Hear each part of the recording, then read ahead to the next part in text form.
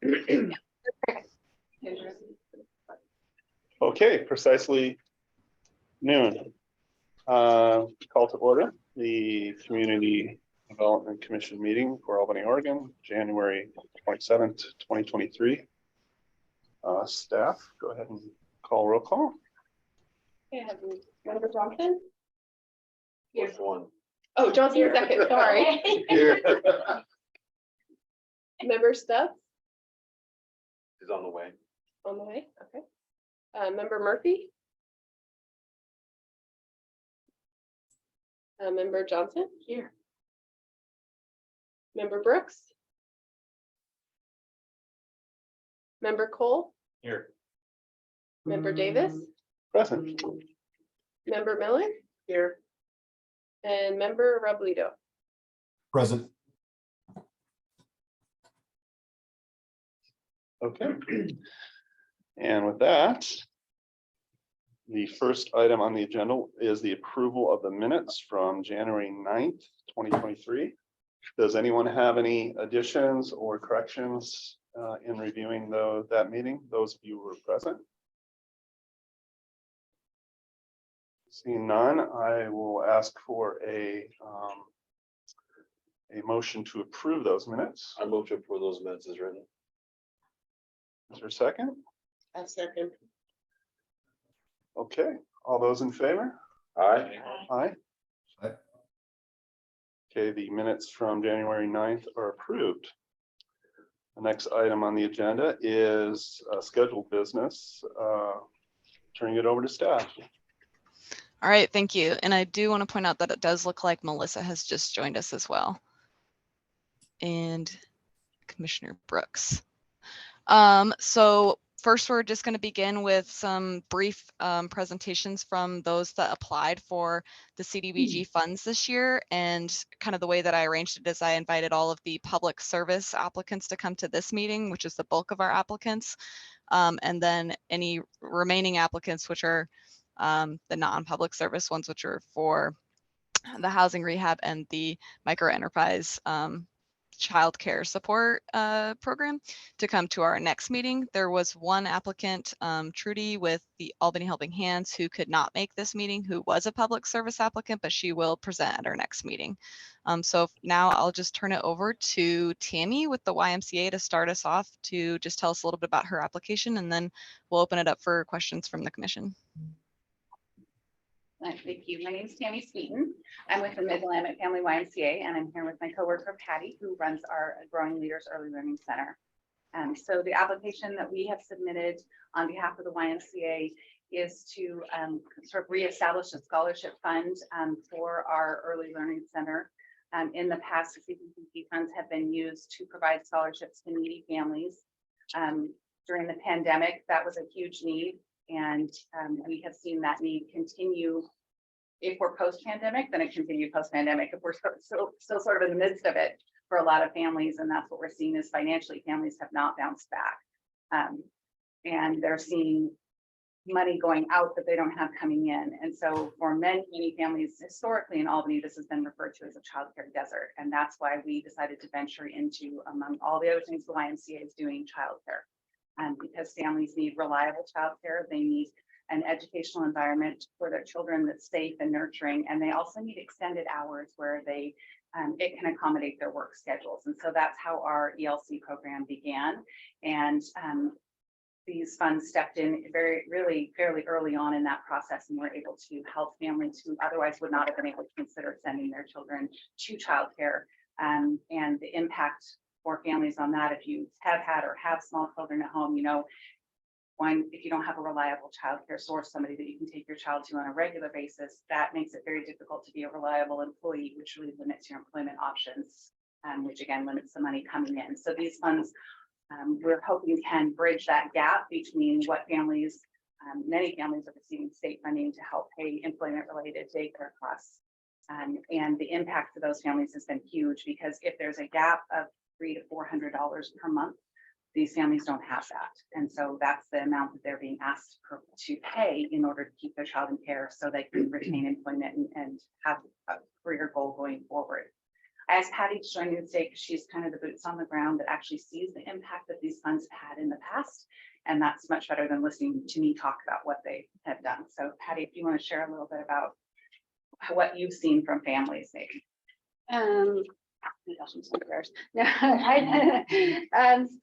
We have a lot of families who do receive ERDC, the employment rights related daycare. And typically those families are struggling very much to cover what we charge above that for their tuition. And we also have our preschool promise program there, which provides preschool free for 40 children. But a lot of those families still need extended care, and they can use the extra scholarshiping to help with that.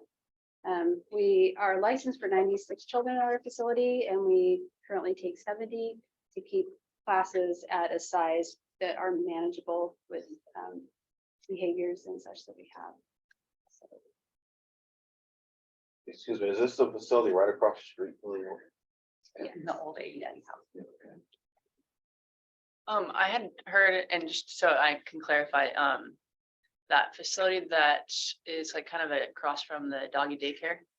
Mighty Explorers. Okay, Mhm. is that connected to the Y as well? It is, that's sort of our next satellite site. So when we thought, oh, we'll open Growing Leaders and that will accommodate all the need that exists. no. That wasn't the case Yeah. at all. We just got flooded.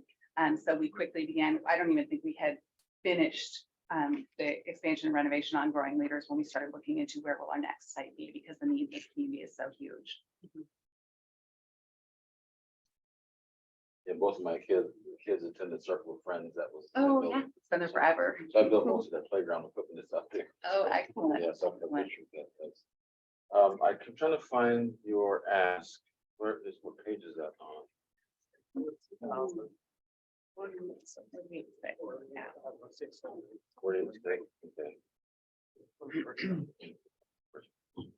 So I got helping hands on there first. Because they have leverage at 554, so you've got a good amount, just a little extra. Yeah, we tried to, Patty has been super helpful looking at what need do we have right now and what need are we going to have in the future, and looking at our goal is to be able to keep kids in care and not have kids rolling in and out of care based on their family's ability to pay, because that creates a whole host of issues, not just for the family, but for the child themselves, of not having that predictability. I'm curious what your long-term goals are, like at what, do you want to solve the entire issue for Albany? Ultimately, is that your goal, or is it to help as many as you can and as much money as you can get? Well, I don't know if you've met my boss, Chris Reese. Chris Reese will solve all the world's problems. He has amazing vision. So I always tell people, they say, what's it like working for Chris? I said, if anybody can make it happen, Chris can. He's a real go-getter, and he will tell you we're going to solve all those problems. Patty and I are probably more on the nuts and bolts of all of it, of figuring out how can we create a sustainable program, and how can we reach these kids that don't have other options. The YMCA's had a preschool forever. All of my children went to the YMCA preschool in-house. And so this has kind of grown well beyond that need. But childcare is not a need that's going to stop growing in our community. So Chris is fabulous about building partnerships and trying to figure out who else can we work with, who can we create this larger network and keep growing that, so that eventually, there is a spot for children who need them. So you said you have 96 kids now. There's capacity for that. Capacity for 96 at that. And we have 70. You have 70. We have 70. Okay.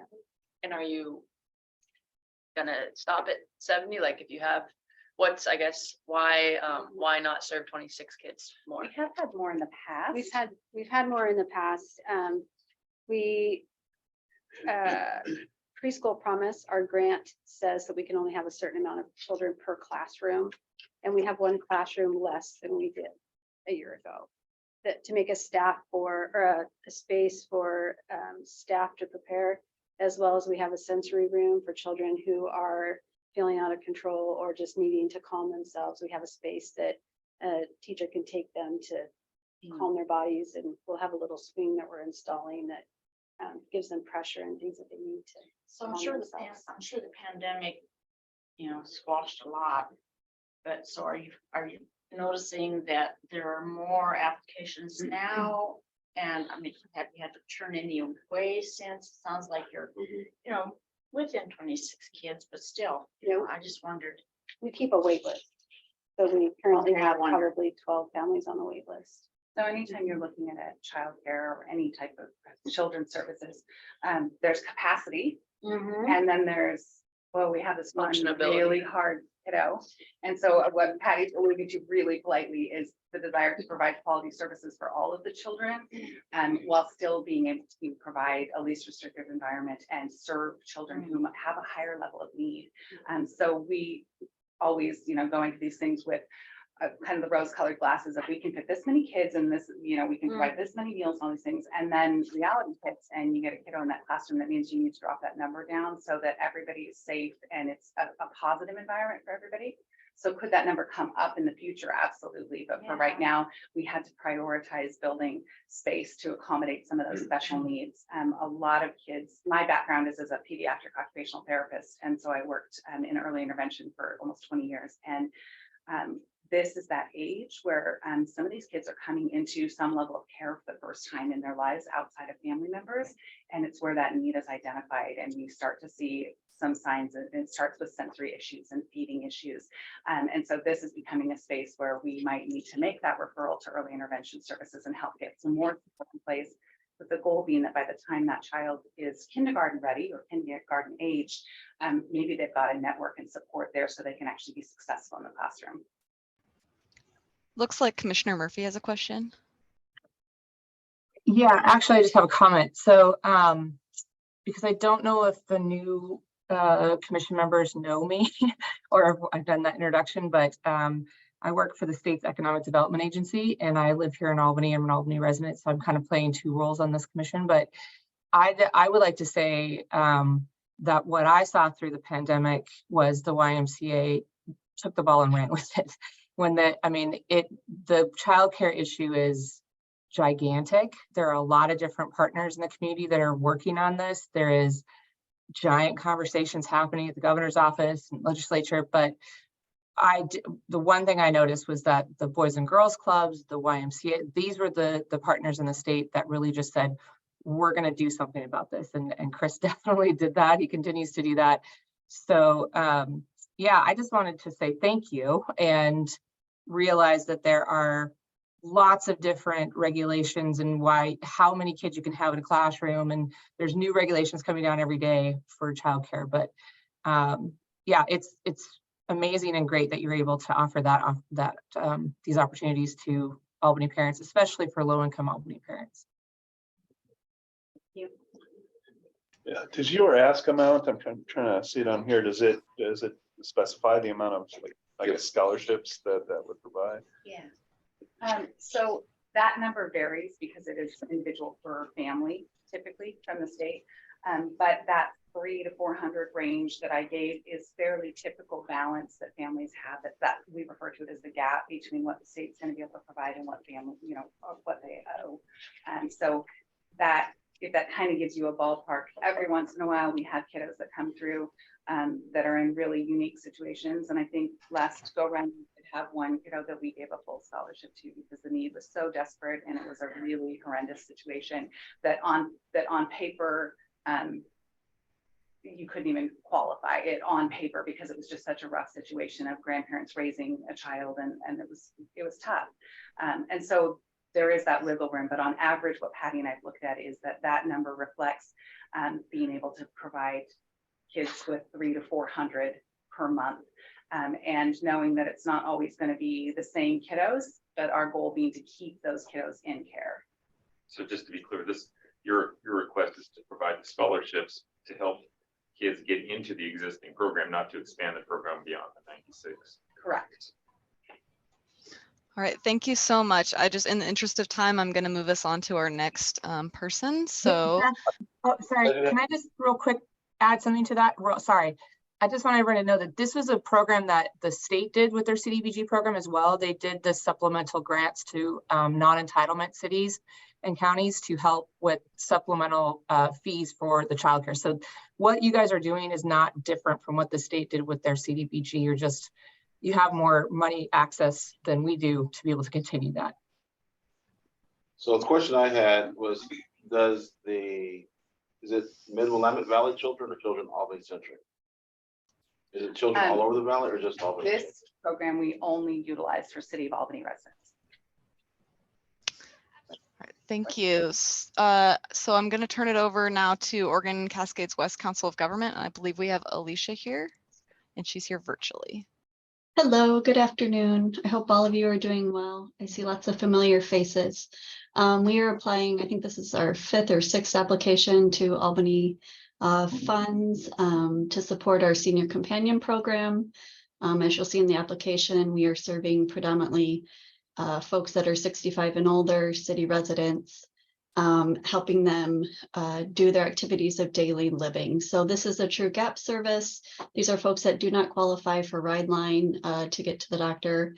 These are folks that cannot afford private pay and really just need an hour or two of volunteer service to be able to age in place in their own home, which is a tremendous cost savings for us and society. So this program we've been running since 2018, and even though our numbers have dipped in volunteers in the last few years, we were fully operational during COVID. We got to learn from our Ride Line friends here in house at the COG, you know, all the non-emergency medical transportation procedures to sanitize cars, to make sure that we could continue to serve our clients during the pandemic. So this year, I believe we're asking for 4,800.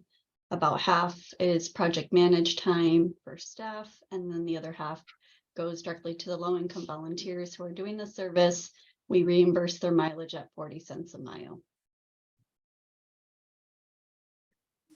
Any questions? So how many people do you think, is there gonna be an uptick this year? Or is this gonna stay steady? What have you seen? You know, I think, Mayor, that in Albany, I think we're going to get more. We always tend to get more bites for service here. I think just because we're located here. The program was also, you know, run out of the Albany General Hospital for Samaritans, so it's pretty well known in Albany. I will say we do have a desire to serve rural Linn County as well, though. So I don't know. We are, you know, we're expecting increases everywhere. And so I wouldn't say Albany more than other areas that we serve. All right, thank you. So are these rides at no cost? I mean, I don't know what the. Correct. And the volunteers use their own vehicles. I see. They reimburse the mileage. Yeah. Now you mentioned that they don't qualify for a service like Ride Line. Do you know why they don't qualify for that service? Because they are not on OHP. Okay. And so they're typically Medicare clients, but you know, don't have the means to pay for a taxi, or this is a true like door-to-door service. So you know, a volunteer could have a transportation care plan with us, and their volunteer would pick them up like every Tuesday and Thursday at 10 o'clock, go into their home, and if they see that they need like light sweeping or help unloading maybe some cans up into the pantry or something like that, that's something that our volunteer can do. We also have companionship work plans. The feds were kind of, you know, hairy on that, but after COVID realized social isolation is a real thing for folks aging at home alone that are homebound. Maybe their kiddos are in Portland or something. And so now we're also allowed to have care plans for companionship and as well as transportation, even teleservice. So even like warm phone calls, you know, during the week. So I will say though, the demand always has been transportation. We run this program in 3 counties. I would say Lincoln County is probably our biggest demand, but being here in Albany, we do get quite a bit of referrals here. Do you have, Courtney here, sorry. Do you have an estimate number for us of who you serve here in Albany? Yeah, so I think we estimate anywhere from 14 to 20 clients this coming year. And so these folks, we typically spend at least 1 to 2 days a week with them.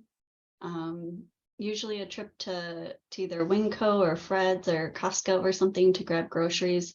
And then typically like more a social trip, which could be, you know, a trip to the former senior center, or maybe, you know, to a friend's house, something like that, so that they can kind of get up and out of the house. All the clients initial off on their timesheets. We do random, you know, randomized phone calls to verify service. We do yearly ride-alongs with our volunteers. This is a federal program, and so there's lots of built-in regulations and safeguards with this one. Melissa? Hi, thanks. I just wanted to say that this is a program that we've funded in the past as a commission. And the pandemic showed us exactly how important this was because of welfare checks, because of that socializing. And I'll just say too that this is a presumed population for CDBG, which means that they are presumed to meet the LMI. So, yeah. Thanks for that clarification there, Melissa. I should have chimed in with that, but I appreciate you doing it. All right, well, I'm going to move us on to our next applicant, and that is Coat, and I believe Carol is here today to speak on their behalf. Yes, thank you. So COAT is the outreach arm of Creating Housing Coalition, and we have partners from all of the service agencies in Albany. Our major partners are Chance and Community Services Consortium.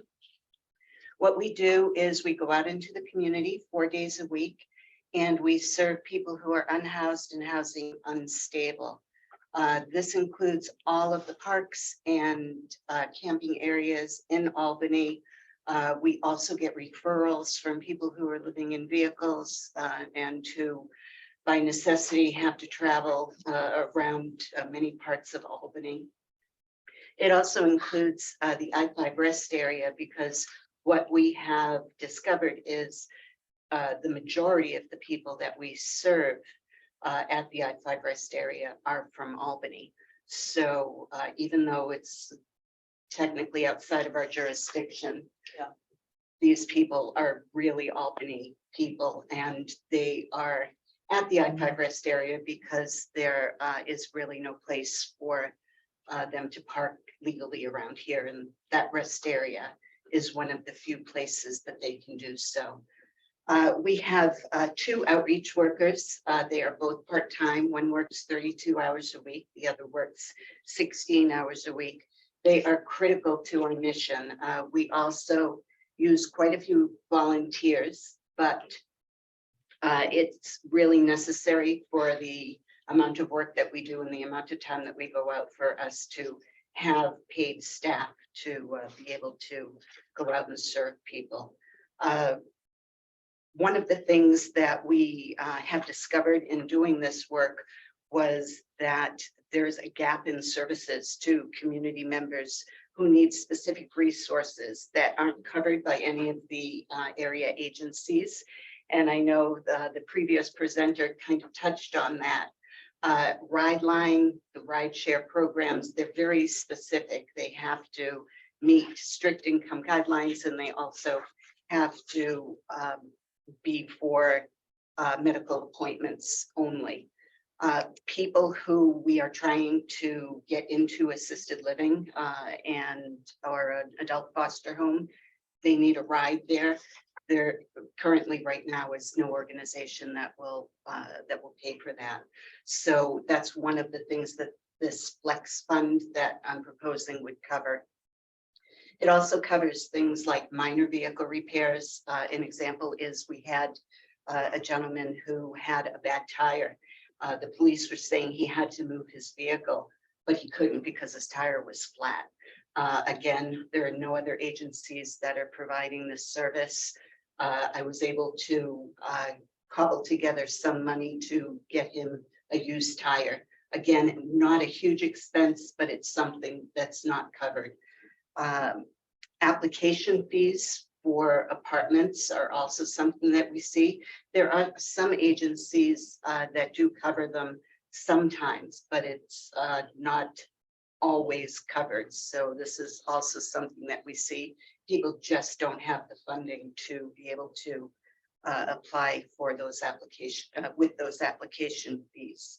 The other thing that I would like to use these flex funds for is for pet security deposits. A couple of people that I have gotten into assisted living facilities have pets, and it requires a pet deposit. For Avamere, it was $695. Again, this is something that no other agencies cover. So I would like to be able to provide that. It doesn't happen often, but it does happen occasionally. And just being able to provide these gaps in services would be extremely helpful. A lot of the people that we serve are elderly and or disabled. They also have a lot of them have cognitive difficulties, and that's where we come in. We offer intensive case management services for people who are unable to advocate for themselves. We've had this program in operation for approximately a year. And so far, we have been able to place 14 of these high-risk people into housing that would not have been able to get into housing otherwise. So that's basically what our program is doing, and the funds that we are looking for in order to cover this critical service.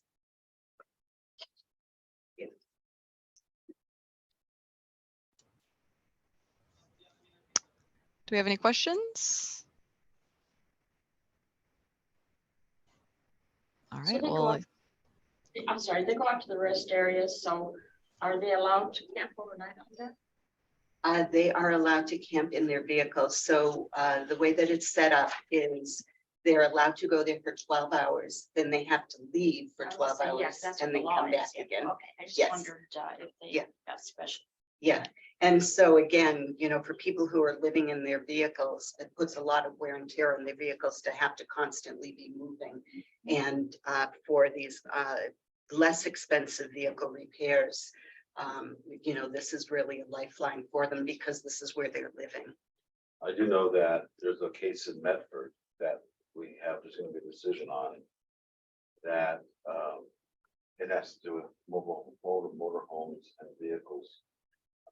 If it passes, if they make a decision that it's an imperative, we can no longer tell somebody to move their vehicle. We're basically there right now. It's just not passed, like, from my experience, here, people just, I learned at the legislature last Wednesday, we were up there and we got an overview of the cases that are pending, and that's one of the ones in Medford. That's, yeah. so if somebody declares that motor home their home, Mhm. they don't have to move it, Yeah, no matter what you do. unless it's on private property, It's on private but you can just move it 10 feet away and Yeah. you're good to go. Any questions? Any more questions?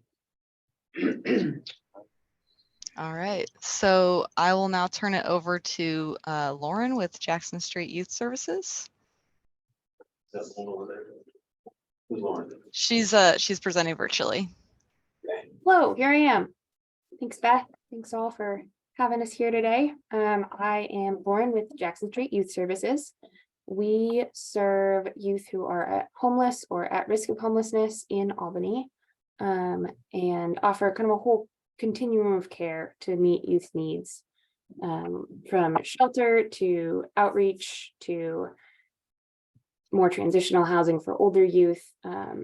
We're there to meet shelter needs and hygiene needs and emotional and social well-being needs, ultimately with the goal of either family reunification when that's safe and stable for youth, or providing what they need to learn the skills to then live sufficiently on their own as independent adults when they get to that stage. We have an outreach center in Albany and have since 2015. We have a recently renovated shelter. That was a really big, exciting news this last summer. And have some new transitional housing that we're actually breaking ground on this month in Albany as well. And so this ask is just for personnel for our shelter staff. Our shelter, we welcomed youth back into it after renovating it in June. And it is just a stunning space. The goal was to improve the quality of the safety and supervision there, kind of opening up the floor plan so it's easier to see more youth at a time, and then also adding 6 new bed spaces. So we went from 10 to 16 bedroom units. And those are especially structured to be friendly towards youth who might have specific needs around their space. A large majority of our, no, not a majority, but a large chunk of our population are LGBTQ youth. And so these rooms are often flexible to accommodate them as they need maybe their own individual room or whatever that may look like. It's a pretty structured process. We take in all the information we can when we intake a youth from family and friends and service providers and try to really put together a whole picture. We offer mediation services and counseling and other options to help youth both build their own individual skills and build the skills they need to communicate with their family, and help families build skills so that they can all live again together in the same space if that's safe. School is a requirement. Youth are either involved in their regular school, and we work really closely with the schools to make sure they can continue to go to wherever they went to school before, or they're enrolled in online GED programs, whatever it may be, with also a focus for some of those older youth trying to figure out like, okay, what are job skills you need? How do we get you into those roles as that's appropriate? And in the day-to-day, it's a lot of cooking and laundry, and how do you set an alarm to wake up for school on time? How do you get your homework done? Those are just like really basic, important skills that we all had to learn. And they may not have had opportunities to learn otherwise. And then the last piece of this shelter program that's really key is our really robust activities program that helps supplement their lives. So it's much more rich than just I go to school and I make food and I go to bed. A lot of these youth don't have opportunities to participate in drama or sports or whatever. So we work really hard to get them out snorkeling on the river or checking out Christmas trees at the Christmas tree farm when that's appropriate, you know, really trying to get them to feel safe in their community, connected to their community, and having just a really normal kid life when it's possible. Yeah, what questions can I answer for you all? What's the current staffing level? We are currently staffed to regulations that we need to in order to like safely care for our youth, but we are actively hiring. I wouldn't say we are fully staffed in a way that feels comfortable yet, and have made really big inroads with some of our hiring. We've found some practices that have helped us really connect with candidates that want to work with us and stay with us. And we're really actively hiring as well, so that we can then open our Corvallis shelter when that happens. So you said that this request for funds was for personnel? Is it Yes. for some specific positions? I believe our application covers. There were 4 there. Yeah, case managers, shelter managers, facility manager, and mental health therapist are the positions covered in this ask. So our case managers very specifically work with youth individually. Everybody's got their own individual plan and their own one-on-one relationship, so they don't feel like shuffled through the system constantly. And that consistency is really important to them, being able to work on their goals. Shelter managers help run everything. Our facilities manager does a lot to keep our facility just like up to snuff, deals with emergencies, but also the regular day-to-day things. And then our mental health therapist is an in-house person that we offer as he can provide crisis counseling and help with referrals for longer term care, which is a component in most youth's individual case management plan. I see the total amount for the activities about 750,000. Does that include your entire staffing plan, or is that the expansion of your staffing plan? That I believe covers what we will need to operate at like fully expanded staff. Yeah. So we're currently hiring youth advocates specifically who are kind of they do the most direct care with the youth who are there 24/7 in the shelter, making sure that needs are met. And I believe this budget covers a fully staffed Albany House with full youth advocate staffing. Gotcha. Trying to get at the incremental impact that 30K from this money will have. So is that expansion, the expansion of 100, you have 100 people that you're serving currently capacity wise, will that expand it by 100 or will that just, well, what's the number that funding will bring for you all? Yeah, so that funding will help us serve that full 100 youth per year. Right now, I want to say we serve kind of an average, or have been serving through COVID, an average of about 75 youth per year. And so that 30,000 will help us reach and make sure we can have enough staff to serve our full capacity of beds in Albany House.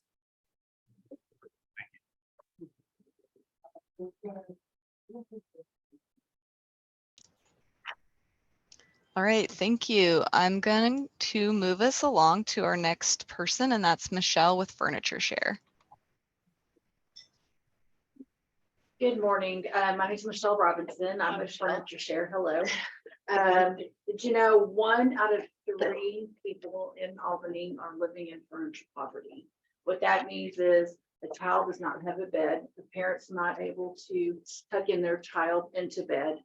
A family doesn't have a dinner table to share family meals, nor do they have a dresser to put their clothes in, refrigerator, stove, microwave for kids to make dinner. They just do not have these items.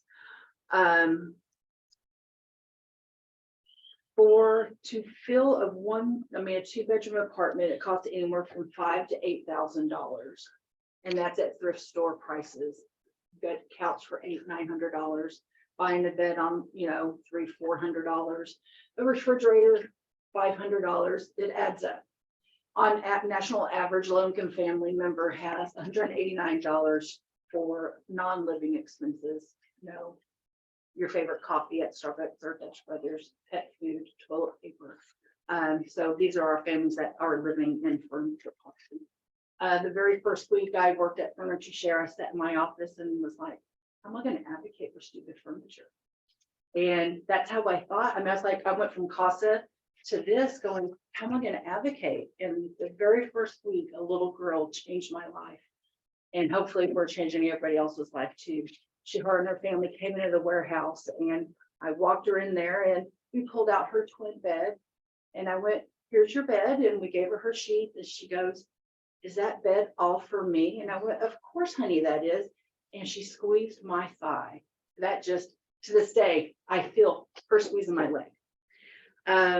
These are the families that we serve. And I'm not sure if y'all are familiar with the Blind Side. Have anyone watched Blind Side?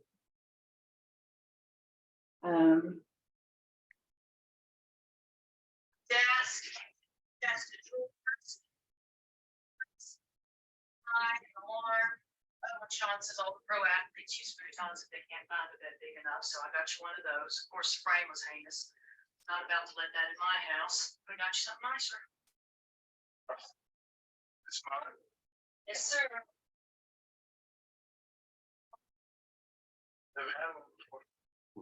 Want a room to yourself? A bed.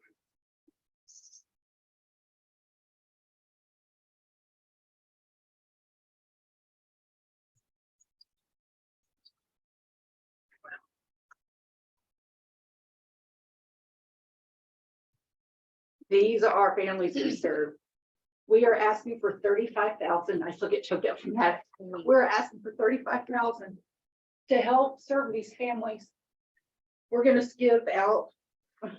I just love this. I don't know why I didn't cry about it. Yeah. This 35,000, we're going to help 1,100 individuals. Of those 1,100 individuals, we're going to give out 450 beds to kids like this little girl and Michael Orr, a live true story. 50 veterans will be getting a full house of furniture after they've been homeless. We're going to give out 400, we're going to help 450 individuals with the basic furniture needs.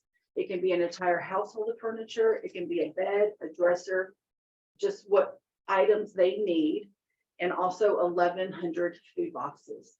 So out of this 35,000 that we're asking from CDBG per person to get their bed, their table, it's $133 per person. We're asking CDBG to cover $31.81 of that $131.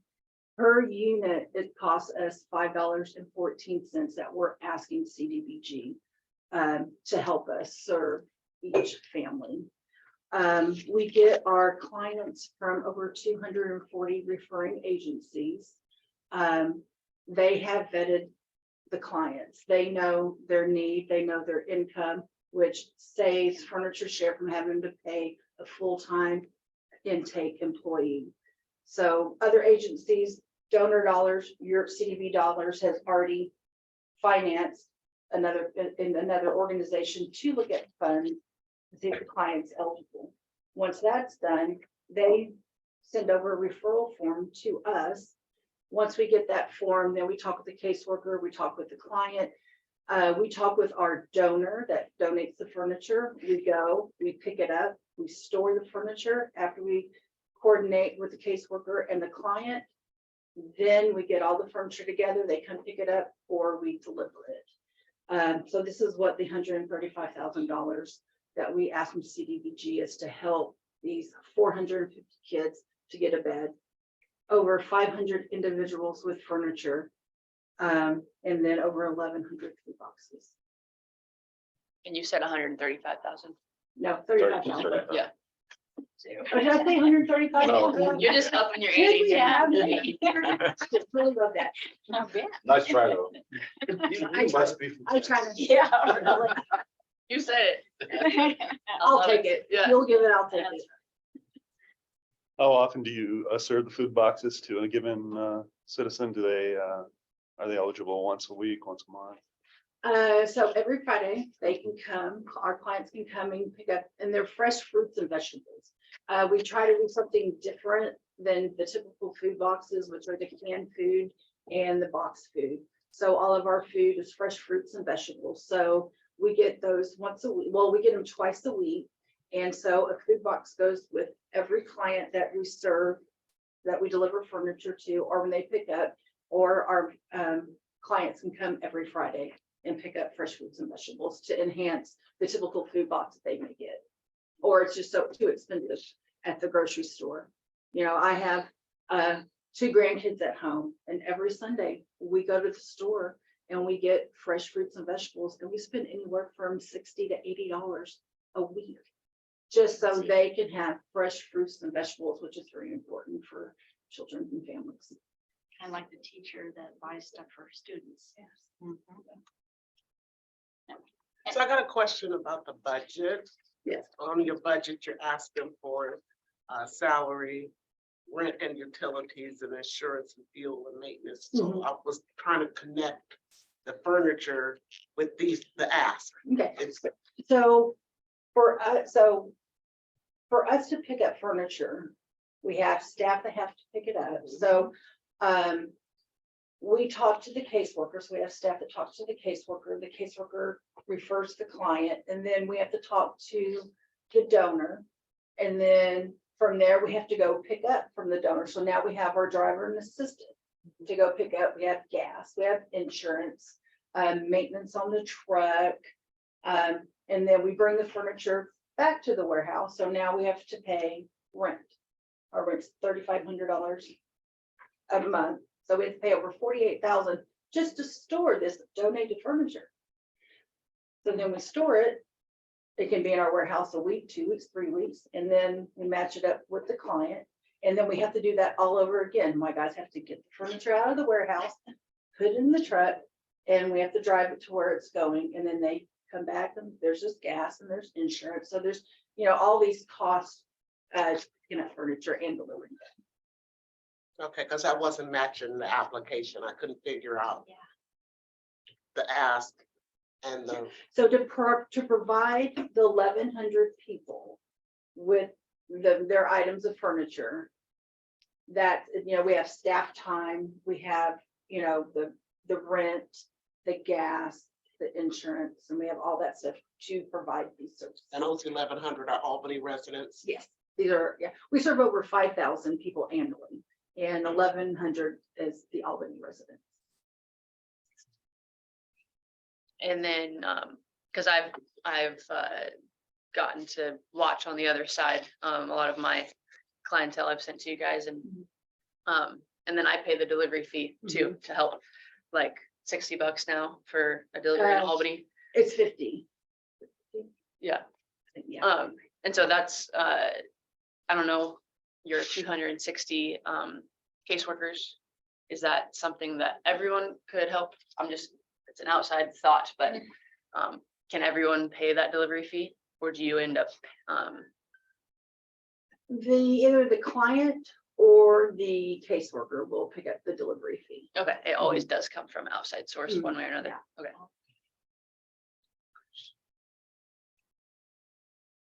Yeah, because I'm new to this committee and we didn't get into the weeds a lot on the council. I don't know how to put it without making it sound bad. Is there, they're not class, but who uses your services? I mean, is it just people that don't have a high enough wage to pay the rent, or are they homeless going into somewhere? Just a little bit of both. So if they're homeless, they will typically get the application, and it's the entire house of furniture. Sometimes it's they've had a child and now they're getting out of the crib, so now they need a bed. They've merged families and now they have a 2-family household. So now they need another dresser, another bed, they need another living room chair, they need a bigger dinner table. Divorce. So now when you see it, one spouse is being hateful, well, you can't have kids unless they have a bed. And so this is where they're coming to get that. And that kind of, I mean, because So these are some of the things that you just don't know. And it's all different kinds of situations, you know, foster care. Families are getting, you know, parents are getting their grandkids and they need, you know, raising mine. I've had 2 and 3, they're 14 and 15. But, you know, there are so many situations of why someone needs our help, especially during the pandemic. People's income went from a great income to almost 0, and they planned for a family, and now their baby is growing out of the crib but needs a bed, and they can't, even at a cheap bed at $700, they couldn't afford it. So now they qualify for our services. So there's just so many reasons why people will qualify for our services. I hate to cut this off, but I know that I'm supposed to hear from Sam with the Boys and Girls Club. They were going to join online. She was going to join online, but I don't see her. So I'm just wondering if she's in the room. I don't see it. No. Okay. Well, I will follow up with her and see if she can maybe come to the next meeting. Although she was supposed to be here. So kind of in the interest of time, I just do want to thank all of the applicants that came and shared today and the great questions that we've gotten answered. And thank you for that. And I'm gonna go ahead and move us along our agenda. Thank you, Michelle. Okay, next. Thank you, Michelle. Next So I item on the did- agenda- Oh, go ahead. I did want to kind of bring us back to that discussion on goals that we left off last meeting. So I know we don't have a ton of time left. In the interest of trying to get us through this process, I did try to come up with some potential draft goals. And so just if in a second, I can pull that presentation up that had our priorities on it. And hopefully that will help us. Hey, Beth, before we move into the goals conversation, Albany Helping Hands. Yeah. Yes. Aren't they kind of in some hot water, Yeah. lack of a better term? And I was concerned that we are even considering the application when they got all kind of drama happening within that organization. I think that's a fair consideration as we decide who we will fund. I don't have a lot of details to provide you on that, but I do acknowledge that there has been some issues with the organization. I'm not aware of any of those. Yeah, I'm We'll have not to update us later, or we can look it up. Yeah, There was an article in the paper and that it just Yeah. got worse, so. yes. Yeah, I feel that unless they can clean up their act, we don't give them any more money, because when someone has to say, I don't know how the drugs are coming in, you got a problem. Well, our police department's we're gonna make it Yes. a nuisance site. Yes. That's a problem for us. And So I didn't spend any cycle studying anything on all the Help Me Hands. I didn't read their application because I knew it was questionable. I Of hadn't why read are it. we considering an agency that is under that type of scrutiny? Even with the Secretary of State questioning their ability to remain as a nonprofit. So. which is a shame. Yeah, I don't have I'm not trying to weigh in one way or another. I received their application, and so I wanted to provide that to the commission, and it is up to you guys how you want to proceed. Yeah, we can't keep them from applying, but we definitely can remove them from our conversation of who we decide to grant. We can refuse their application. They can apply, but we don't have to accept it. I'm not sure. I'm not sure we can. I don't know how that works. I mean, if they're eligible, they can apply, right? City attorney. Yeah, it's not something I've explored before in terms of not allowing someone to apply. So again, it certainly doesn't mean we need to fund them, but I received the application, so I wanted to include that in the packet for review. Great, thank you. Okay, are you seeing the PowerPoint? I'm just going to cruise through to kind of where we left off. So I didn't include these in the PowerPoint. I didn't update the PowerPoint to reflect it, but based on our discussion last time, I had two goals that we had associated with this priority, and the first one was increase affordable housing options across the housing spectrum, including shelter capacity, transitional housing, supportive housing, rental housing, and homeownership opportunities. So hopefully that kind of captures the discussion last time. And then the other goal that I included was maintain the existing affordable housing stock. So I tried to get away from that preservation word, but we still want to keep the affordable housing that we have and to keep it in good repair. Does that sound reflective of appropriate goals for this priority? Sounds good to me. Does, yeah. Okay, awesome. So then for reducing homelessness, I kind of kept that increasing affordable housing option goal that could apply to both of these priorities. And then the secondary goal, or not secondary, but another goal that would apply to this was provide services that address the causes of homelessness, including mental health care, substance abuse treatment, and case management.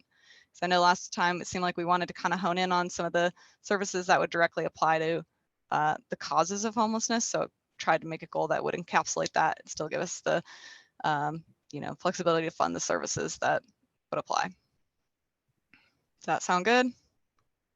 Mm-hmm. Yeah. Yes. So then this is one we didn't discuss last time. We didn't get to it. And I had a few kind of proposed draft goals to consider. So the first goal that I had was support public services that address priority needs for low and moderate income residents or other presumed benefit populations. It's pretty broad, but we know that there are a broad amount of different types of services that low and moderate income or presumed benefit populations need. So I didn't want to get too specific. Mm-hmm. And then another goal I had kind of falling under this category was ensuring public services and facilities are accessible to all low and moderate income residents or other presumed benefit populations. I included this because part of the CDBG program can provide funding for like ADA projects. And so I wanted to make sure that we had a goal that if there were 88 projects that were proposed, that we could still have a goal that would apply to that. I know that the population that has a disability in Albany was something that came up in previous conversations, that we do have a high population with disabilities, so accessibility is an important issue. And then I also included that goal that I had under reduce homelessness, which was provide services that address the causes of homelessness. And then, so does that feel like that encapsulates what we would think would be associated with this priority? I think so. I think so. Yes. So then for expand economic opportunities for low and moderate income residents, the goal that I had was create economic opportunities by assisting small businesses owned by or creating jobs for low and moderate income residents. So I just kind of tried to take that priority and make it a little bit more specific as to how we might do that. And that's through, small business support and job creation. I have a question. When Yes. last meeting, I watched virtually and didn't say anything because I wasn't a member yet. My question is, you said there weren't many businesses that applied or something. How did we let businesses know that it's available? What, block grant monies? I mean, yeah, I can't imagine that there wasn't people coming to apply, for help. So that was a little bit before my time in terms of like when the city had ownership over the small business assistance program. But I do think that they did try to reach out to small businesses, but it was also during a time with the COVID-19 pandemic where there was a variety of different places people or businesses could go for support. And it was my understanding that there was maybe some barriers in terms of. So, sorry about. No, go ahead. Correct me. This program existed pre-pandemic. Okay. And since I got on in 2019, we definitely had people applying for it. I think the pandemic threw a wrench into it, and because of all the chaos. But prior to the pandemic, we definitely had local small businesses applying for this. We were definitely making grants to this. I think that it should stay in the CDBG realm for us because there are local small businesses that would utilize it. I do agree with Commissioner Johnson that we need to have more outreach and make sure people are aware of it. I don't know how we were doing that prior, but yeah. Yeah. So then, yes, definitely before my time. And it's more not an issue of like whether or not we should have this. This seems to be a priority that the commission was in agreement on, that economic development for low income folks is important. I think the question has been, is that something we want housed within the city, or is there an agency that has a better relationship with the small business community and is more in touch with their needs and processes in terms of grants? Does that make sense? Okay, thank you. That helps. Melissa, am I missing something? No, I just don't. Okay. I think that's a conversation for another time because I feel like that conversation came up about handing the money off to another organization, and I don't fully support that, but I'm happy to have that conversation. Yes, we can revisit that down the line. That's not something that has to be determined during goal setting. Absolutely. Okay, so it sounds like people are on board with that. So the last priority we had was strengthen and revitalize low and moderate income neighborhoods. And so the goal that I have was support projects that enhance low and moderate income neighborhoods through public facility repairs or improvements, access to quality public amenities, or accessible infrastructure. It's fine. For me, I'm okay with that. It's broad enough. Yeah, we can define it, yeah. Yeah, so it's like you want to be specific enough but broad enough because we don't want to pigeonhole ourselves into something that, doesn't end up happening. But we want to make sure we're keeping in line with the intent of our priorities. So the other element that I did want to mention or bring up for some discussion was that we also want to include or make sure we have the ability to support like fair housing efforts. And I wasn't really sure exactly where that language or that kind of goal might lie. So if you guys have any thoughts on where that might be appropriate, or how it might be appropriate to word that, I am definitely open to your ideas.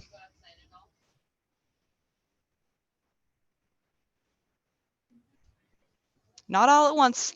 The city's still funding the housing rehab? Yes, I mean, historically, yes, and we have an application that you guys will evaluate for this round of. So fair housing, do the funds, are you suggesting we have fair housing that projects or whatever that go beyond low moderate income neighborhoods and there? Yeah, so it's something that can be a bit more broad. In the past, some of our fair housing efforts have included doing like landlord education around what our fair housing laws are and housing discrimination, and also doing some like policymaker community leader education around fair housing and housing discrimination in Albany. That we don't have to, that doesn't have to be the whole breadth of what we do in the future, but those are things that we've done in the past. And I would say that we would like to have the ability to continue to pursue some fair housing efforts, however that may look in the future. And that means that we should include that somewhere, or it should be reflected somewhere in our goals. Does that make sense? Yeah, that makes sense. Because there's still issues, I mean, in this day and age with the mortgage side of things and stuff, that is redlining and all that stuff. Yeah.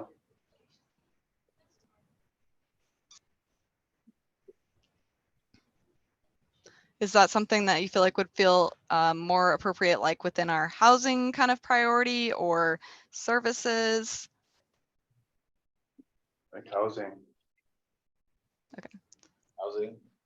Okay, well, I'll try to formulate a goal around that would feel like it would fit in that category. And but otherwise, does it sound like we're kind of on the same page in terms of goals, and I didn't miss anything or misinterpret anything? Looks good. Yeah, it's a start. It's good. Great. Okay, so I'm going to stop sharing my screen, and then I'm going to turn it. It doesn't seem like we have time to go over the fair housing data, but I will send that out to you guys for your review. And I'm going to turn it back over to Commissioner Davis to lead us through the election of officers part of this agenda. First, is there any business from the public at all? Thank you. Anybody on from the public that wants to speak? Okay, seeing none. We'll move right into business from the commission. Is there anything separate from the election of the chair and the vice chair? Was there any introductions that need to be done, Mayor? I think everyone up there is going to introduce themselves. I don't know if anybody's, I know that M&D is not ratified. So Hi. I just thought I'd say hi. So who are you? You can't, I'm Kristen. Sorry, You go. it's glaring here.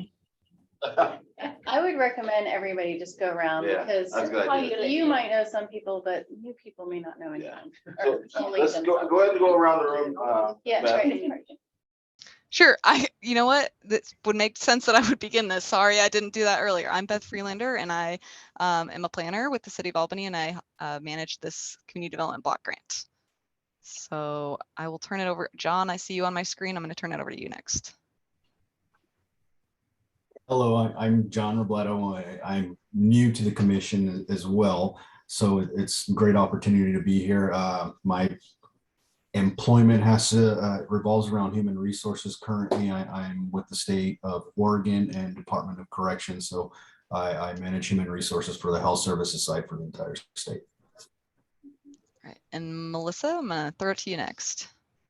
I'm Melissa Murphy. I am a regional development officer with Business Oregon, which is the state's economic development agency, but I joined this commission as a resident of Albany because I wanted to get involved with my city. I actually have a background in working with community development block grant at the state level and working with other entitlements through my job. And I guess I'm the old person on the commission now. I was looking at everybody's dates. I've been on since 2019. It all runs together, but really happy to see all the new faces. Not old, just experienced. There you go. Season. All right, Right. Kristen, I'll throw it over to you. Okay, my name is Kristen. I've lived in Albany my entire life. I am a branch manager of a bank in Lebanon.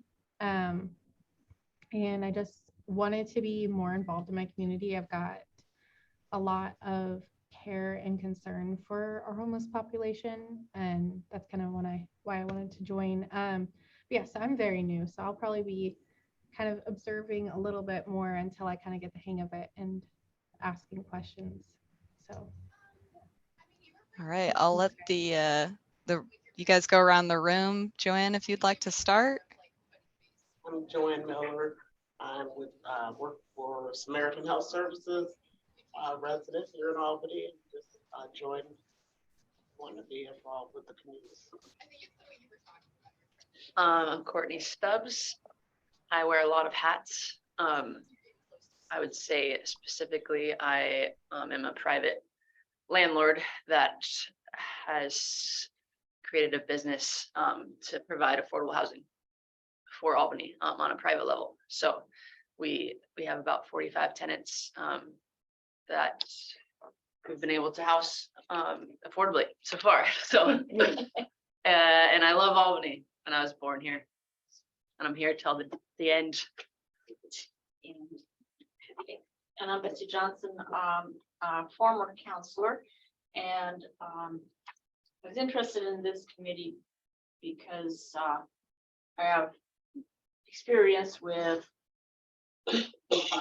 children in the drug addiction, the homelessness, and all that. And I too have raised 2 granddaughters, and I wanted to stay involved after getting off the council. I've been here since 1988, and my husband and I are both retired. He was a former contractor, so we had a business, and so I just wanted to stay involved and learn more about what's going on. Like I said, council, we did a lot of things, but sometimes you don't get into the weeds of what some of the committees do during their meetings, and so kind of enjoying this. So thank you for having me. I'm Ann Catlin. I am a comprehensive planning manager for the city of Albany. So I work with Beth and used to do this full time. And thank goodness we hired Beth, so that it's a lot of work with regulations. But I'm kind of now just overseeing a lot of other things. So I'm sort of on the back seat. But of course, this work is so important to so many things the city is trying to do, but maybe doesn't have the resources to do. And I do a lot of data analysis and all that, and working with agencies. And so it's great to still be able to be a part of this good work. And we try to do as much as you guys try to do as much as you can with such limited funding. But I think it's leveraging a lot of really good things within the community. And I'm really appreciative of all the time you guys take. And I know some of these will be tough decisions when it comes to allocating grant funding, but I trust you guys do your homework, and it's rewarding, I think. But we're here for you. I was going to mention that we try to do, and Beth Mayberry did some orientation for newer commissioners, and probably sent out a bunch of materials for things that may help you become familiar with the Community Development Block Grant Program. So it's been a little busy with the holidays and vacations and other things going on, but we will make sure to do that for you, and can always meet with staff one-on-one anytime to ask questions, and we'll do our best to for fun. Thank you. I'm Caitlin. I'm the admin assistant, so I help with a lot of different commissions. So you guys are always welcome to send me emails as well, and I can help direct if they need to. I'm Robin Davis, she, her. I have been a resident of Albany since about 2020. This is my second run at commission. I'm representing the Human Relations Commission. But I am a self-employed writer and researcher, and one of my areas of expertise is public safety and public health. So this has the work of this commission has a lot to do with that, reducing homelessness, et cetera, et cetera. So thank you. Very happy to be here. My name is Jim Cole. I've lived in Albany 30 years. We moved here from California and raised our 2 kids here. And I'm retired now, being an engineer at HP, but homelessness and related issues have been an area of concern of mine for a long time. And now that I have more time, I've been looking for ways to get involved with the city and to get more involved with the work that's being done. And so this seemed like a good opportunity to do that, although I have a learning. We all do. So hi, I'm Alex Johnson, the second mayor of Albany, Oregon. I'm responsible for staffing this commission.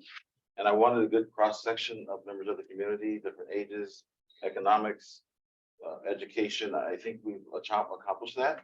I'm waiting for one more person to come on. Emma Dean, she'll be ratified hopefully tonight. She has actual firsthand experience running shelters and being involved in the trenches. And I think it's going to help all of us understand and do a better job. But I'm just happy all of you accepted the assignment of participating and staying on the commission.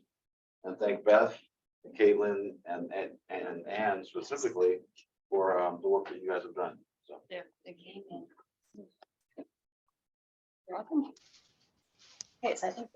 Okay, so now we're going to go ahead and elect the chair and vice chair for 2023. Let's have nominations. I'm gonna nominate Robin Davis to continue or to serve as chair. Oh, I was thinking that. okay. Your face. Okay. Is there a need to be a second for that? I believe, No. right? No, there doesn't. Okay. I saw a hand. Huh? Second, I saw a that's hand. second. Yeah. I saw a second. So we're gonna vote on it? Yep. Okay. So those in favor of myself as chair. Aye. Bye. Okay. All in favor of me. All right. That will lead us then to a vice chair. And we need if there's no other nominations, anyone running for chair? No, I'm too new. Okay, vice chair, anyone? A nomination? I know, I nominate Courtney Stubbs to be vice chair. There you go. Will you accept? Accept. Great. All those in favor say aye. All I, Taking over his I'm just trying- Oh, yeah. sorry. It's all right. Just have it, part of it. It's okay. It comes by naturally. Hard to It's hard to get out of that. Your name is Einstein. That's okay. That's okay. All right. So we have voted and recorded that as Commissioner Stubbs as the vice chair. Is that correct? Mhm. Okay. Then we are we're closed on that. We have it. So with that, and 18 minutes to the end of the new meeting is scheduled for the next meeting is scheduled for February 13th, 2023. Same time, same time at noon. And yeah, and that's it. So And if I could just remind any commissioners that haven't let me know what they would like the schedule, like what days of the different schedule options that I sent out, if you guys could respond and let me know what works. Some of you have, but I'm missing several people, and that makes it hard to determine whether or not we should change the meeting time. So please let me know. That's what I was gonna ask Chair, if we had the meeting time again, because I think this, once again, eliminates public involvement, have hold the meeting at noon. And if we can look at the evening hour and make it more conducive for us who work, like I give up an hour. I'm on paid time off right now.